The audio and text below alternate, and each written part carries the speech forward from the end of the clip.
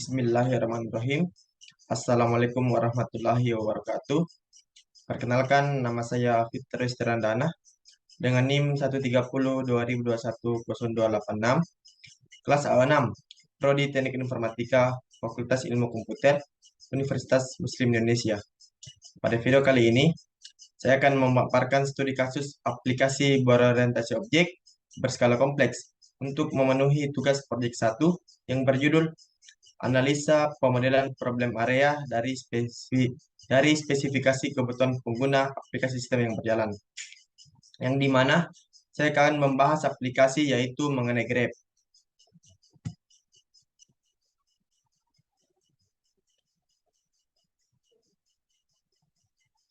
Baik, kita akan masuk di diagram Unified Modeling Language atau UML yang terbagi atas beberapa poin. Yang pertama yaitu activity diagram, yang dimana diagram yang menghubungkan interaksi antara sistem dan aktor. Kemudian yang kedua ada use case diagram, yang dimana diagram yang memodelkan berbagai proses yang terjadi pada sistem. Kemudian yang ketiga ada sequence diagram, diagram yang menjelaskan mengenai interaksi objek berdasarkan urutan waktu. Kemudian yang keempat ada kelas diagram, diagram yang digunakan untuk menampilkan kelas-kelas berupa paket untuk memenuhi salah satu kebutuhan paket yang akan digunakan. Kemudian yang kelima ada state machine diagram, diagram yang berfungsi untuk menggambarkan transisi serta perubahan suatu objek pada sistem.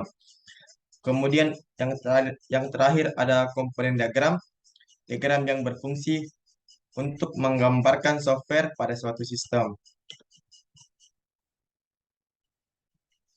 Selanjutnya kita masuk ke spesifikasi kebutuhan pengguna Grab.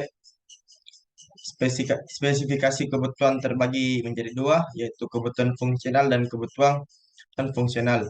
Kebutuhan fungsional terdiri atas beberapa poin. Yang pertama ada autentikasi pengguna, yang dimana pengguna harus bisa mendaftar, masuk, dan keluar dari akun mereka. Yang kedua ada pemesanan. Aplikasi Grab dapat menampilkan pilihan layanan transportasi seperti GrabCar, GrabBike, GrabTaxi, GrabExpress, GrabFood, dan GrabPay. Kemudian proses pemberian informasi kepada driver terdekat. Sistem dapat menghitung estimasi biaya perjalanan berdasarkan jarak, waktu, dan jenis layanan yang dipilih user. Kemudian sistem dapat menampilkan informasi detail tentang mitra pengemudi seperti nama, telepon, nomor plat kendaraan, foto profil, dan rating. Kemudian ada yang ketiga yaitu manajemen pemesanan.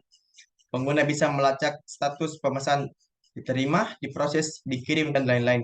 Kemudian notifikasi untuk setiap perubahan status pemesan. Kemudian ada yang keempat yaitu pembayaran. Aplikasi Grab dapat memungkinkan pengguna untuk melakukan pembayaran secara tunai atau non-tunai melalui GrabPay atau metode pembayaran lain yang tersedia. Kemudian ada konfirmasi pembayaran yang jelas kepada pengguna. Kemudian kita masuk di kebutuhan non-fungsional. Yang pertama, operasional digunakan pada smartphone. Yang kedua, ada kinerja. Aplikasi harus responsif dan cepat dalam menampilkan informasi dan mengelola transaksi.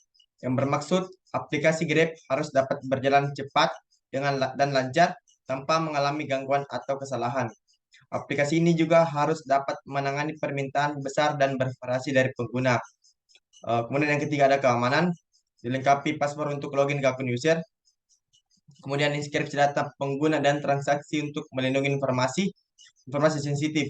Yang bermaksud, aplikasi Grab harus dapat melindungi data pribadi dan transaksi pengguna dari akses yang tidak sah atau penyalahgunaan. Kemudian aplikasi Grab harus menggunakan inskripsi, autentikasi, dan otorisasi yang sesuai untuk menjaga keamanan data. Kemudian ada ketersediaan. Sistem harus tersedia 24 jam, 20/7 atau non-stop kecuali dalam pembelian terjadwal. Yang bermaksud, aplikasi Grab harus dapat diakses kapan saja dan di mana saja oleh pengguna. Aplikasi Grab harus dapat beroperasi dengan baik di berbagai platform, perangkat, dan sistem operasi yang digunakan. Kita masuk di Entity Relationship Diagram atau ERD. Data, di sini data data memiliki 4 entitas, yaitu admin Grab, driver, order, dan pengguna. Yang di mana admin Grab memiliki 3 atribut, yaitu ID admin, username, dan password. Kemudian driver memiliki 4 atribut, yaitu ID driver, nama, no HP, kemudian foto. Kemudian order memiliki 6 atribut, yaitu ID order, ID pengguna, ID driver, lokasi, tujuan, dan harga. Kemudian pengguna memiliki 5 atribut, yaitu ID pengguna, nama, tinjau tujuan, email, dan nomor HP. Selanjutnya ialah physical model. Physical model yang dimana terdapat 3 kelas, yaitu user, driver, dan sistem. Dalam kelas user terdapat nama dengan tipe data varchar, lokasi penjemputan dengan nama varchar, dan no HP dengan tipe data integer. Kemudian pada kelas driver juga terdapat nama dengan tipe data varchar, foto dengan tipe data block, dan no HP dengan tipe data integer.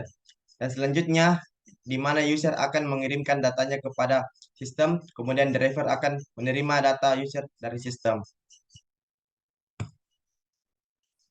Selanjutnya, diagram konteks. Diagram konteks pada aplikasi Grab yaitu user, server, dan driver.